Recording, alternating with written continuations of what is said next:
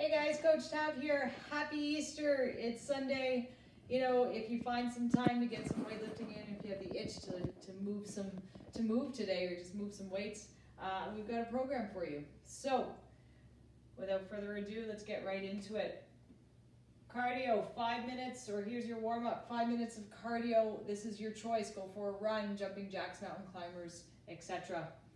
5 sun salutations. So we're going to get nice and wide in our sumo stance, hips forward. We're going to reach up to the sky, keep our legs nice and straight. You're going to reach behind your ankles. You're going to do that 5 times nice and slow. From there, on your 5th sun salutation, you're going to run your hands down the inside of your legs, grab your ankles, and you're going to pull down into a baby maker, and you're going to hold it for 30 seconds. And from here, at the end of the 30 seconds, you're going to sway from side to side, slowly moving into that Cossack position where your weight is on one side of your heel, keeping your heel down, leg is out. You're going to stand up, shift your heel, hips back, come on down, and come up. You're going to stay in the bottom of that Cossack for 5 seconds. So 4, 3, 2, 1, come up.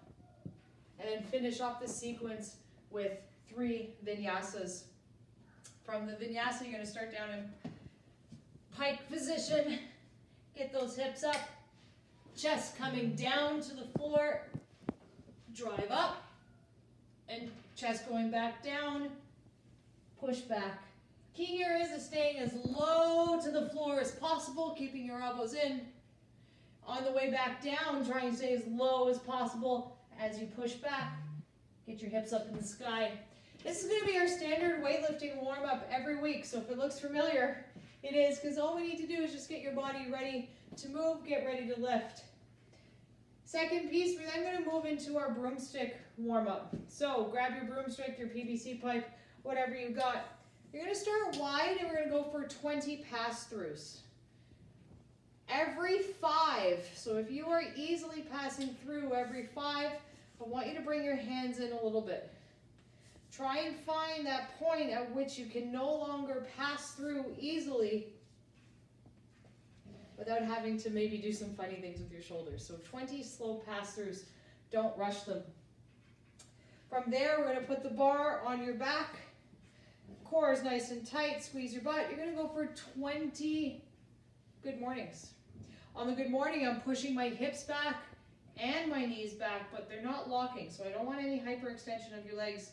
Keep your knees nice and soft, but push your hips back, chest up, drive up, 20 good mornings. Then you're going to go into 10 push press into an overhead squat. From here, I'm going to dip, drive, push press, overhead squat, push press, overhead squat. 10 of those. Last but not least, bringing that bar to the back on your shoulders. Core is nice and tight. From here, your hips are going to fly back, heels straight into the floor. Nice solid punch. Make sure you're in snatch grip. We're going to go 10 snatch balance. Really working on staying balanced, getting that bar up above your head. There's our PVC pipe warm-up for the day, or our broomstick warm-up.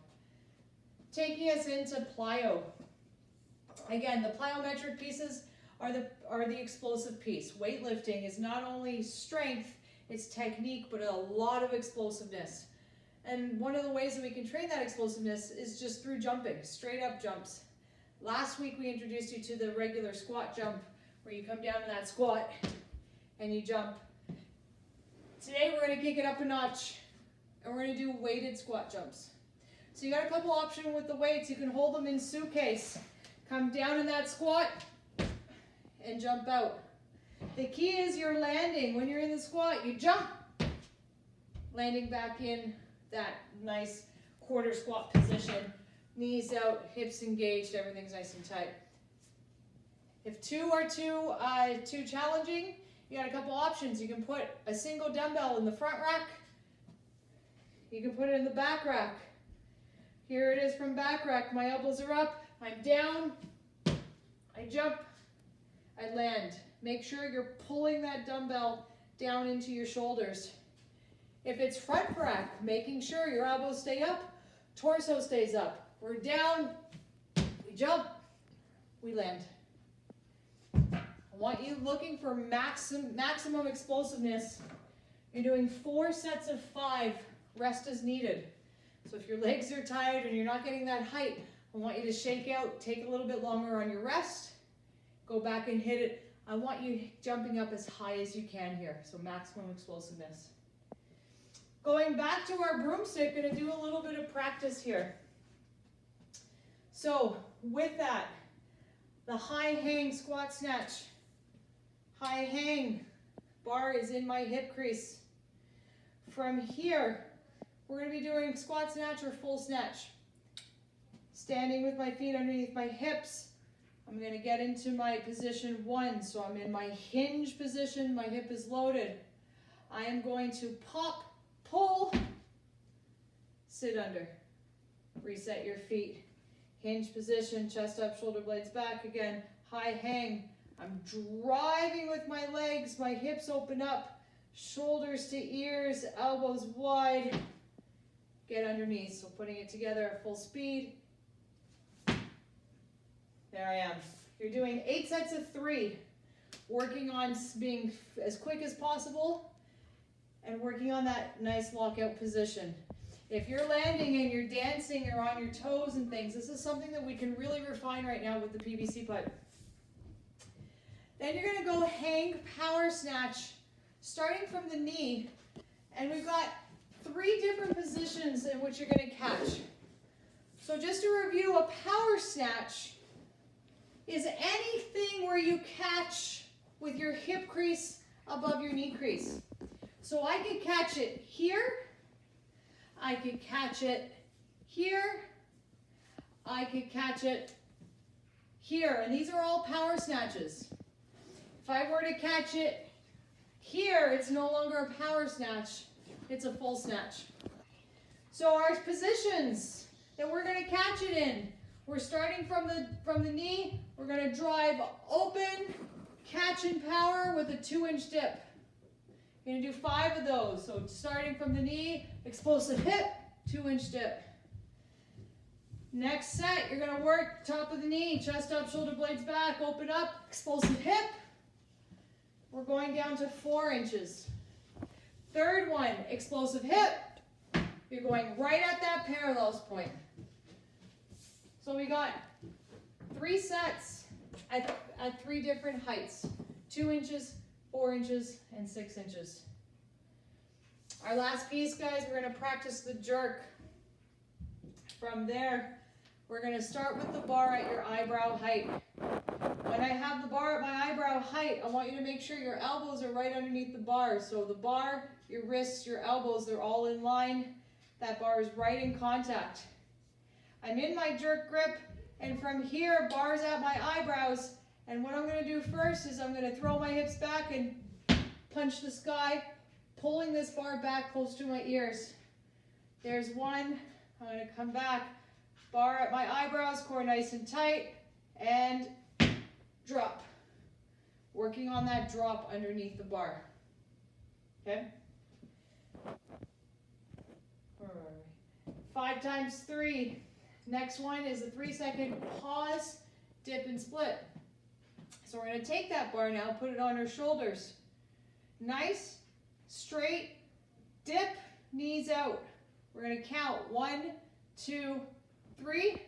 We're gonna drive, split, hold the split, front foot back foot meets. So really take the time to feel, I'm in this dip, and what am I doing in this dip? My hips are back, my knees are pushing out. From here, I'm gonna drive with my legs, be patient, and get underneath. So your legs are pushing that bar about up to your eyebrows. Get underneath and punch. Full lockout, punching up to the sky every time. Big exaggerated movements, guys. I know it's a PVC pipe, but the more you practice with this, the better you'll be on the barbell when you get back to it. That's our barbell, our broomstick weightlifting for the day. Now to get into the weights. our hypertrophy phase. It is Easter. I cut down. We've got 3 supersets coming in instead of 4 for this week. Your upper body superset. We're going to be doing some Arnold curls or bicep curls to presses.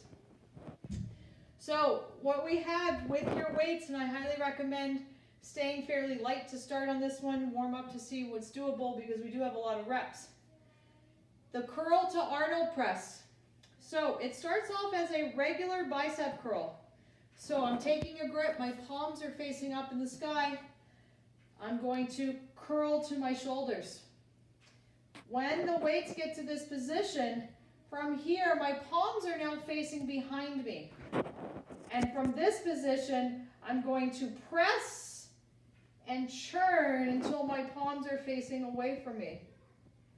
On the way back, I'm going to churn back until I get to my shoulders, and then I'm going to uncurl, keeping my elbows close. So it's 1, presses 2, and churn. Come on back down, there's 3, and unwind that curl. So there's your 4 pieces to the curl and Arnold press. Don't forget to churn, give those dumbbells a churn when you come down, turning back into that curl, staying nice and tight, coming down. 1 is from top to bottom. That's 1. You're going to be doing 12 of these, 4 sets of 12. We're going to match that up with the bent over fly or the reverse fly. We are going to be in that hinge position to a point where your core is nice and strong, it's activated, and you can't feel anything in your lower back. If you can't support this position, get lighter or get a little bit more upright. From here, we're going to put our weights in front of us. My chest is out, my shoulder blades are back. I'm squeezing as I fly through. Chest up, shoulder blades back, squeeze, and fly. Again, pick a weight that will be doable because the volume is high. We're looking at 4 times 12. So 4 times 12 Arnold curls and presses, 4 times 12 reverse flies. The third piece to this upper body superset, once you've done your 4 sets of your Arnolds and your reverse flies, your finisher for your upper body is going to be renegade rows. It's 50 of them, not for time, but for quality. On the renegade row, you've got 2 options. You can stay on your knees and pulling, elbows up, and pull, alternate arms. You want to make it harder, go into plank position. Really squeeze your butt. I don't want your body wiggling around. Squeeze your butt tight and pull back.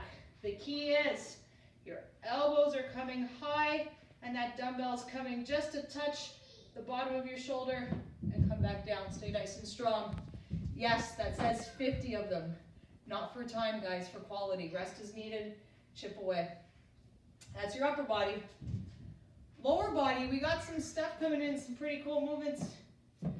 First, you're going to need something that will elevate your heels. A couple inches thick, about 4 to 5 inches thick. I've got a grade 9 science textbook because none of my students are using that right now. So I've got a textbook coming in. What I'm going to do is my heels are on the textbook, so just my heels and my feet are together. You're going to take your weighted implement and put it in the goblet position. From here, I'm going to move through squats, but I want your feet to stay together, your legs to be together. We're working on some mobility there, keeping your elbows up, so feet together, knees together, and driving through that spot. That's your heels elevated, feet together, goblet squat. You're doing 3 times 12 to 15 reps. You know, if it really burns, stop at 12. You can make it all the way to 15, go 15, modify your weight, see what works for you. We're going to superset that with hamstring slides. And now this one you're going to need, you know, a board, a book, a piece like a towel, depending on your floor. And what we're looking at, let me grab my piece, Jordan's car mat. You're going to be on the floor or on your mat, your surface at which you can slide.